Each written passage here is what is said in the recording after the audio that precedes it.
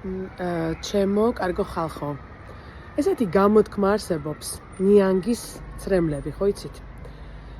იცით რას ნიშნავს?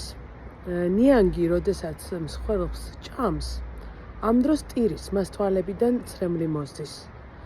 თუმცა არა იმიტომ, რომ ეს ეწოდება მსხვერპლი, არამედ იმიტომ, რომ ეს მისი ბიოლოგიური რეაქცია. აქედან ფრაზა ნიანგის ცრემლები, ანუ ყალბი თანაგრძნობა.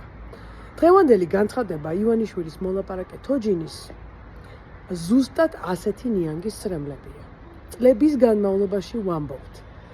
შემოვიდეს მინიმალური ხელფასის შესახებ კანონი, რომ აიწიოს ხელფასები და გაუსწროს ინფლაციას.